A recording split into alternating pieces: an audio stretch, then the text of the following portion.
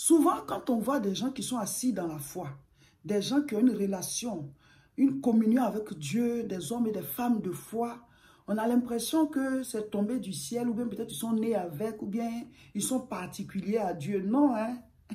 Ils ont bâti ça. Ils ont bâti cette relation avec Dieu. La foi n'est pas innée. La foi n'est pas innée. Ça veut dire quoi? On ne naît pas avec. Ce n'est pas un talent. La foi, là, la Bible dit la foi vient de ce qu'on entend. Ça veut dire quoi? La foi à l'origine n'est pas là. Ça veut dire qu'il y a une petite foi que chaque être humain a plus ou moins. Mais la foi même, pour pouvoir aller vers Dieu, faire des miracles, d'abord avoir le salut, même tout ça là, ce sont des foi qui sont acquises par la parole en nous.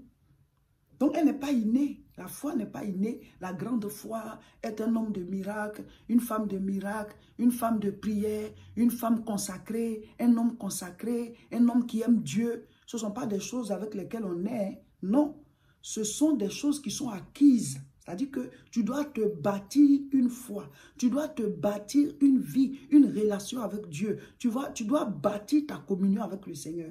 Vous devez vous concentrer sur la vie spirituelle. Tu es chrétien, mais juste ça, quoi. Alors qu'il y a tellement de choses à remporter, tellement de choses à réaliser en tant que chrétien. Dieu avec nous, là, il y a tellement de choses à réaliser. Mais tu ne l'as pas compris, donc tu joues avec ta vie spirituelle. Mettons dehors la vie de péché, tu tombes, tu te relèves, tu tombes, tu te relèves, tu tombes, tu te relèves. Ou alors tu as la paresse de prier. Tout ça, normalement, on doit avoir fini avec. On doit avoir fini avec. Un adulte ne passe pas tout son temps à tomber. Quand on s'est donné à Jésus, on est né de nouveau. L'enfant peut tomber de temps en temps, mais vous devez arriver au stade où vous êtes affermi. Jésus a dit à Pierre, tu es Pierre maintenant. Je peux bâtir l'église sur toi. À quel moment Dieu bâtit avec toi si tu ne prends pas le temps de t'affermir? C'est-à-dire, laisse tomber les histoires de péché, tu te relèves, péché, tu te relèves, péché. Quel jour? Et on dit, ah, cette fois, le juste temps, il se relève. Toi, tu vas compter comme ça jusqu'à cette fois. À quel moment tu as réalisé ta destinée? Il y a des enfants qui ne tombent même pas du tout. Et toi, tu es adulte, tu vas tomber tout le temps. Ou alors, tu es bébé spirituel à la vie, quoi. La communion avec Dieu, là, on l'a bâtie. Plusieurs personnes ont une grande destinée, sont appelées à accomplir de grandes choses. Mais comme ces personnes sont déconnectées de Dieu, ou alors elles n'ont pas la relation qu'il faut, voilà, vous êtes juste chrétien, juste comme ça, mais vous n'êtes pas à fond. Votre communion avec le Seigneur, votre vie spirituelle n'est pas bâtie. Donc, vous ne réalisez pas ce qu'il faut réaliser et le temps passe et vous risquez de prendre de l'âge et puis après vous regrettez parce que au moment où vous aurez compris, il n'y a plus assez de temps, vous pouvez encore faire, mais vous aurez fait plus si vous aviez compris tôt ou bien si vous étiez levé tôt. Regardez David, c'est dans sa jeunesse que Dieu l'a utilisé. Jusqu'à ce moment, il est devenu roi. Imaginez que ce soit dans sa vieillesse. C'est vrai, il allait être roi, mais il n'allait pas régner longtemps. Donc, plus tu comprends vite, plus ton règne va durer, c'est-à-dire ton temps de gloire va durer. Quand, par exemple, le Seigneur te réveille la nuit pour aller prier, et puis tu n'arrives pas à te lever là, et puis il y a un autre ou bien une autre qui prie beaucoup la nuit, tu crois que la personne, quand le Seigneur est arrivé, elle n'a pas sommeil aussi? Elle a sommeil, mais elle fait violence sur elle-même. C'est ça, bâtir sa foi. Quand Dieu te dit d'aller méditer la parole, et puis tu as la paresse, et puis quelqu'un d'autre aussi, on lui dit d'aller méditer la parole, puis il arrive à méditer là. Tu crois qu'il n'a pas la même paresse que tu as là? Il a la paresse là aussi, il n'a pas envie d'aller. Mais il a décidé de bâtir sa relation avec le Seigneur. Quand on te dit de jeûner, et puis tu n'arrives pas à le faire, tu n'as pas envie de le faire là, parce que tu as envie de manger là, c'est pareil pour tout le monde. Quand on dit de jeûner là, on a envie de manger. On a envie de manger, mais on fait violence. Et tu te dis, je dois faire ce jeûne. Pourquoi? Parce que tu veux bâtir ta relation avec Dieu. Mes frères, mes soeurs, qu'est-ce qu'on doit bâtir à l'intérieur de nous? La première chose, c'est notre relation avec Dieu. Mon frère, ma soeur, tu dois bâtir ta relation avec Dieu. Dieu, on le cherche. La foi n'est pas innée. C'est-à-dire que tu es né avec ça naturellement. Tu es chrétien déjà quand tu es né. Ou alors vraiment, tu es né homme de miracle. Tu es né femme de miracle. Tu as un appel. Chacun de nous naît avec un appel. Ça, c'est clair. Voilà. Mais ta foi là, tu dois la bâtir. Samson avait été déjà choisi depuis le sein maternel pour être oint. Mais il n'a pas bâti sa relation avec Dieu. Vous comprenez? Il n'a pas bâti sa communion avec Dieu. Samson était oint naturellement, mais il n'avait pas de relation avec le Seigneur. C'est ce qui a causé sa chute. Donc la communion avec Dieu, la vie de prière, la relation avec le Seigneur, là, ça se bâtit. Tu dois bâtir ta communion avec Dieu. Tu dois bâtir ta relation avec le Seigneur. Tu dois bâtir ta foi. Tu dois bâtir à l'intérieur d'abord. Avant que tu aies de l'impact autour de toi, il faut que tu bâtisses ta relation avec Dieu à l'intérieur. Sinon, Dieu, quand il nous envoie sur la terre, nous tous, on a une destinée, on a tous un appel, il nous appelle à quelque chose. C'est pour ça qu'il nous envoie sur terre. Sinon, on est venu faire quoi? Qu'est-ce qu'on fait là? On n'est pas venu pour manger, on n'est pas venu pour travailler. On travaille parce qu'on est là. On mange parce qu'on est là. Mais ce pourquoi on est venu là, ce n'était pas pour ça. On est venu pour quelque chose. C'est ça ton appel. Tu es né pour quelque chose. Maintenant, ta communion avec Dieu, ta relation avec Dieu, c'est à toi de la bâtir. Pour que ce pourquoi tu es venu là puisse être fait en accord avec Dieu. Donc, c'est toi qui dois te rapprocher de Dieu, c'est toi qui dois le chercher, c'est toi qui dois prier, c'est toi qui dois faire des jeûnes, c'est toi qui dois lire sa parole, c'est toi qui dois chercher Dieu. Dieu, on le cherche. Il dit, venez à moi. Donc, il y a des pas que toi, tu dois poser. Il y a des pas il y a des choses que tu dois faire pour te rapprocher de Dieu. Donc, c'est pas, ça dit que la foi n'est pas innée, elle n'est pas au fait. Non. Alléluia. La Bible dit quoi? La foi vient de ce qu'on entend. Et ce qu'on entend vient de la parole. C'est-à-dire ce que tu entends de la parole là. C'est ce qui bâtit ta foi. Donc, si tu ne te nourris pas de parole, ta foi ne va pas grandir. Donc, ça veut dire quoi? La foi, on l'a bâtie. Tu dois bâtir ta foi. Tu dois acquérir des niveaux de relation avec le Seigneur. Tous ceux que vous voyez qui sont assis dans la foi, qui sont des hommes de prière, qui sont des intimes de Dieu, qui sont des gens qui sont dans la communion, dans l'intimité du Seigneur, ce sont des gens qui se sont forgés ce caractère. Actes chapitre 1, à partir du verset 8. Mais vous recevrez une puissance, le Saint-Esprit survenant sur vous. C'est-à-dire que quand le Saint-Esprit va venir sur vous, là, vous allez recevoir une puissance. Mais vous recevrez une puissance, le Saint-Esprit survenant sur vous. Ce n'est pas le Saint-Esprit qui a la puissance là, mais lui vient avec une puissance que vous allez recevoir. Quand lui, le Saint-Esprit va venir sur vous. Le Saint-Esprit, c'est la troisième personne. Voilà, Dieu le Père, Dieu le Fils, Dieu le Saint-Esprit. La troisième personne de la divinité, la Trinité céleste. Amen. Donc, quand lui vient sur toi, le Saint-Esprit, c'est l'Esprit de Dieu, c'est l'Esprit de Jésus, et c'est le même Esprit que nous recevons. Quand on accepte Jésus-Christ, c'est le Saint-Esprit qui vient en nous. Donc, tous les chrétiens ont le Saint-Esprit. Voilà. Parce qu'il a le pouvoir d'être partout à la fois. Donc, c'est ce même esprit qui animait le Seigneur Jésus et c'est le même esprit qui est dans Dieu le Père. Donc, le Saint-Esprit, il dit, quand vous allez le recevoir, une puissance va venir sur vous. Et il dit quoi? Vous serez mes témoins. Témoins où d'abord? À Jérusalem. Pourquoi Jérusalem? Parce que c'est là-bas qu'il y avait le temple. Or, la Bible dit, vous êtes le temple du Saint-Esprit. Ta réussite sur cette terre, l'accomplissement de ta destinée, tout ce que tu veux bâtir, ça commence d'abord par témoin à Jérusalem. Ça veut dire quoi? Le temple, toi, tu es le temple de Dieu. Je ne te parle pas d'église mue. Toi, tu es le temple de Dieu. Il faut d'abord que tu sois témoin dans le temple là.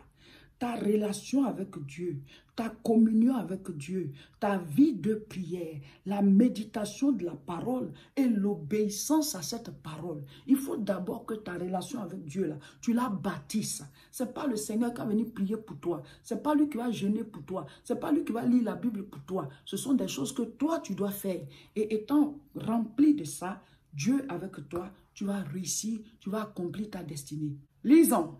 Luc chapitre 5 à partir du verset 15. Sa renommée se répandait de plus en plus et les gens venaient en foule pour l'entendre et pour être guéris de leur maladie. C'est de Jésus qu'on parle. Verset 16 maintenant on dit, et lui, il se retirait dans les déserts et priait. Voilà. Jésus, c'est notre modèle. Quand il est venu sur la terre, là, toute sa vie, c'est pour nous dire, voici comment vous devez vivre. Donc, quand il a commencé le ministère, il y avait tellement de miracles. Et il prêchait la parole de vie. Il dégageait l'amour de Dieu. Donc, les gens venaient en foule pour être guéris de leur maladie. Certains pour l'écouter. D'autres avaient décidé de devenir ses disciples pour pouvoir aller avec lui dans les contrées pour évangéliser et faire l'œuvre de Dieu. Donc, toute cette foule a été autour. Mais lui, à un certain moment, il se retirait dans un lieu désert pour prier. Pour prier. Pourquoi Jésus le faisait? C'était pour se connecter au Père. Le Père était connecté avec lui régulièrement, hein, mais il avait besoin d'avoir un temps personnel pour parler à Dieu. Pour se reconnecter, parler avec lui, communiquer, pour prendre de cette chaleur divine-là encore. Alléluia. S'il l'a fait, c'est parce qu'il voulait nous donner l'exemple, le modèle. Tu ne peux pas t'en sortir seul. Même moi, je ne peux pas m'en sortir seul. Tous les êtres humains, nous avons besoin du divin. Pas n'importe quel divin, des démons qui se font passer pour Dieu. Non, nous avons besoin du vrai Dieu. Celui à qui on va par Jésus-Christ. Parce que Jésus a dit, je suis le chemin. Donc, nous avons besoin d'avoir des temps personnels de prière pour communiquer avec lui. Donc, tu dois bâtir ta relation avec Dieu par la vie de prière. Il faut établir ton programme pour prier pendant le jeûne et même après le jeûne. Chaque année, tu dois devenir beaucoup plus spirituel. Au départ, quand Dieu s'est révélé à Moïse, Moïse a vu le buisson ardent. Mais après, la Bible dit, Moïse et Dieu se parlaient face à face. Je ne sais pas quelle représentation de Dieu il voyait, mais c'était supérieur au buisson qu'il avait déjà vu. Donc, nous devons croître dans notre communion, dans notre intimité, dans notre révélation de Dieu. Alléluia.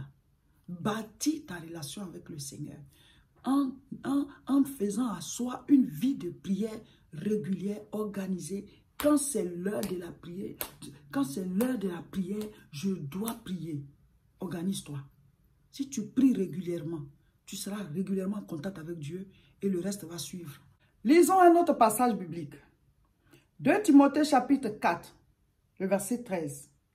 Quand tu viendras, apporte le manteau que j'ai laissé à Troas, chez Carpus, et les livres, surtout les parchemins. C'est l'apôtre Paul qui donne une commission à son fils spirituel Timothée. Timothée devait le rejoindre dans la ville où il était pour faire l'évangélisation. Et il avait laissé certaines de ses affaires dans une ville. Et il lui demandait de venir avec ça. Il cite, il dit, son manteau, ses livres et surtout les parchemins. Les parchemins, c'était les Bibles des gens à l'époque. C'était l'Ancien Testament qui était écrit sur ces parchemins-là. C'est comme des trucs qu'on plie comme ça. Voilà, c'est pas comme nos Bibles de maintenant. Donc, c'était l'Ancien Testament. La loi et les prophètes, c'était écrit. Donc, il lisait ça pour s'édifier. Et c'est de ça, c'est sur ça qu'il se basait pour annoncer l'évangile. Et en fonction de ça, il parlait de Jésus-Christ parce qu'il avait été annoncé depuis, voilà, dans l'Ancien Testament. Donc, tout ça se trouvait dans les parchemins. Et même Jésus-Christ, le jour qu'il est retourné à Nazareth, dans son village, il est allé dans le temple. Et dans le temple, la synagogue, là, on lui a donné le parchemin à lire ce jour-là. Et quand il a ouvert, il a lu la partie où on dit « L'Esprit du Seigneur est sur moi parce qu'il m'a oint pour annoncer la bonne nouvelle. » Et il a dit « Aujourd'hui même, là, cette parole s'accomplit. » Ça veut dire quoi? Il avait déjà été prophétisé dans l'Ancien Testament que Jésus, le Messie, le Shiloh, celui qui est oint de Dieu pour pouvoir prêcher la bonne nouvelle, allait venir. Donc les parchemins, c'était leur Bible. Quand ils veulent lire la parole de Dieu, ce sont les parchemins là qu'ils ouvrent. Donc eux, ils méditaient la parole de Dieu. Maintenant, nous, nos Bibles aujourd'hui, c'est l'assemblage de l'Ancien Testament, les parchemins là, qui sont maintenant sur des livres de notre époque, plus eux-mêmes leurs histoires qu'on a ajoutées, plus les épîtres, leurs lettres qu'ils ont écrites à leurs fils spirituels pour qu'ils grandissent dans la foi, pour régler certains problèmes aussi dans les églises de l'époque. Et puis maintenant, l'Apocalypse qui est la révélation des temps, voilà, jusqu'à l'avènement du Seigneur. C'est tout ça qui fait aujourd'hui la Bible. Sinon, eux, leur Bible, c'était les parchemins. Et ils méditaient ça.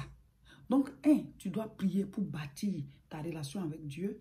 2, tu dois méditer la parole de Dieu.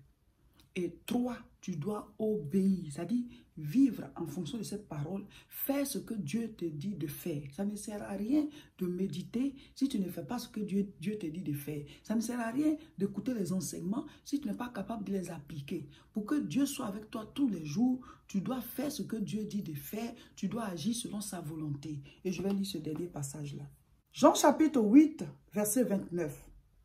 Celui qui m'a envoyé est avec moi. Il ne m'a pas laissé seul parce que je fais toujours ce qui lui est agréable. Si nous voulons que Dieu soit toujours avec nous, nous devons faire ce qui lui est agréable. Et qu'est-ce qui lui est agréable? Ce sont les choses qui sont écrites dans sa parole. Donc, la première chose à bâtir, c'est de bâtir notre communion, notre relation avec Dieu. En faisant quoi? En bâtissant notre vie de prière, notre vie de méditation de la parole de Dieu et en obéissant à cette parole, en faisant ce qui est agréable à Dieu. Gloire à Jésus, soyez bénis, cher peuple de Dieu. Aujourd'hui, mardi 4 janvier 2022, nous sommes au deuxième jour de notre temps de jeûne et prière et nous avons commencé en force. Vous qui venez de l'apprendre, vous pouvez commencer le jeûne à partir de demain matin à 6 heures. Rejoignez-nous, on y va, c'est jusqu'au 23. Amen. Vous qui êtes sous traitement, vous pouvez l'adapter selon la manière dont vous pouvez le faire, c'est-à-dire que ce que vous pouvez supporter. Amen. Ou bien si vous avez un problème particulier, ou bien si vous êtes une femme enceinte, ou bien si vous allaitez. En tout cas, si quelque chose vous empêche de faire de 6 heures à 18 heures, adaptez-le selon que vous pouvez le supporter. Voilà. Et puis, vous suivez toutes les étapes, méditation de la parole, prière, tout ce qu'on a dit. Voilà. Si vous n'arrivez pas à retrouver les informations, vous écrivez Madame Seka, toutes les informations sur le jeûne de janvier 2022. Ça va sortir. Vous suivez la vidéo, vous aurez toutes les informations et vous nous rejoignez. On va jusqu'au bout. Voilà, chaque jour, on a des enseignements qu'on met en ligne par la grâce de Dieu, soit enseignements ou bien vidéos de prière. Voilà, comme ça, on va suivre jusqu'à la fin. Dieu va nous bénir dans ce temps de jeûne et prière. Le thème du jeûne, c'est le jeûne des bâtisseurs. Proverbe chapitre 9, verset 1. La sagesse a bâti sa maison, elle a taillé ses 7 colonnes. Psaume 127, verset 1. Si l'Éternel ne bâtit la maison, ceux qui la bâtissent travaillent en vain. Donc, on dit que le thème de cette année, c'est 2022, l'année des bâtisseurs. Donc, ce jeûne-là, c'est le jeûne des bâtisseurs. Le jeûne des bâtisseurs. Vous tous qui êtes engagés avec nous dans ce jeûne, vous voulez une destinée de bâtisseur. Alléluia. Nous l'avons déjà expliqué. Bâtir, c'est quoi? Selon le dictionnaire, c'est élever quelque chose au-dessus du sol. Voilà. Ça dit que c'est de construire quelque chose. Donc, ça peut être une maison, ça peut être un pont, ça peut être un village, ça peut être une ville, ça peut être un village, ça peut être, voilà. Bâtir quelque chose, c'est élever quelque chose au-dessus du sol. Et au sens figuré, bâtir aussi signifie qu'on édifie quelque chose. Ce n'est pas visible, mais tu es en train d'édifier quelque chose, soit en toi ou en dehors, au dehors, pour que tout le monde puisse voir. Et on a découpé le thème en 3 sous-thèmes. Le sous-thème de cette semaine, de la première semaine, c'est « Que faut-il bâtir en soi ?»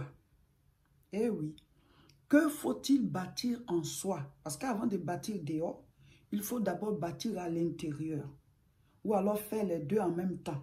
Voilà. Mais dans tous les cas, il te faut bâtir. Tu dois être un bâtisseur.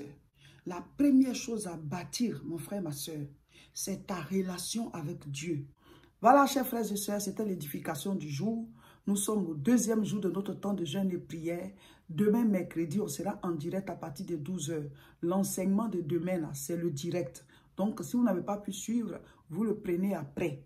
Et n'oubliez pas de méditer chaque jour pour pouvoir mettre en commentaire ce que vous avez compris. Voilà, la méditation aussi, c'est la nourriture du jour. Donc, n'oubliez pas de méditer et de prier tous les jours dans la journée, dans la soirée, dans la journée, dans la soirée. Et les vendredis, nuit, vous faites une mini veillée d'1 heure, ou bien 1h30 ou bien 2 h, ça dépend de vous, de prière intense. Amen. Pendant les 2 premiers mois de haute tension spirituelle, on a fait la mini veillée les mardis et les vendredis. Mais dans le jeûne, là, nous ne faisons que les vendredis. Si vous voulez faire d'autres nuits, ça dépend de vous. Mais nous, on vous recommande que les vendredis soient, voilà, parce que le lendemain, il y a pas, la plupart ne vont pas au travail. Et comme on est en jeûne, on prie déjà tous les jours. Donc, vendredi soir, vous faites mini veillée 1 h, 1h30 ou bien 2 h. Prière intense, comme si vous êtes en train d'enfanter votre destinée par la méthode 3R CSP. Amen. Donc, priez méditer. Et demain encore, on reprend le jeûne à partir de 6 heures. Et puis, à 12 heures, heure de France, on se connecte sur nos deux chaînes. YouTube, c'est La Moisson TV et Facebook, c'est Réseau International Richesse. N'oubliez pas, ce samedi, il y a la grande croisade de prière à Aubervilliers. C'est la première croisade de l'année. Voilà, c'est à partir de 14h30 jusqu'à 16h30 et de 17h à 19h. Chacun vient avec son masque. Toujours les mesures barrières sont à respecter. Et puis, il faut s'inscrire. Il faut cliquer sur le lien. Voilà, il y a les liens au-dessus de la vidéo. Si c'est sur Facebook, vous cliquez dessus pour vous inscrire comme ça. On va maîtriser le nombre de personnes et chacun vient avec son masque. Et aussi, si c'est sur YouTube, en dessous de la vidéo, c'est écrit description. Cliquez et inscrivez-vous et venez à la croisade ce samedi. Nous allons prier. Le thème de la croisade, c'est 2022, l'année des bâtisseurs. Viens prendre l'onction pour bâtir pendant qu'on est dans le jeûne. Vous qui êtes ici en France, en Europe, venez profiter de cette grande rencontre de prière ce samedi 8 à Aubervilliers. L'adresse est la même, 29 rue Sadi Carnot, 93 300 Aubervilliers. YouTube, c'est La Moisson TV et Facebook, c'est Réseau International Richesse. Recommandez-les autour de vous, abonnez-vous et partagez massivement cette vidéo. Nous irons jusqu'au bout de ce jeûne.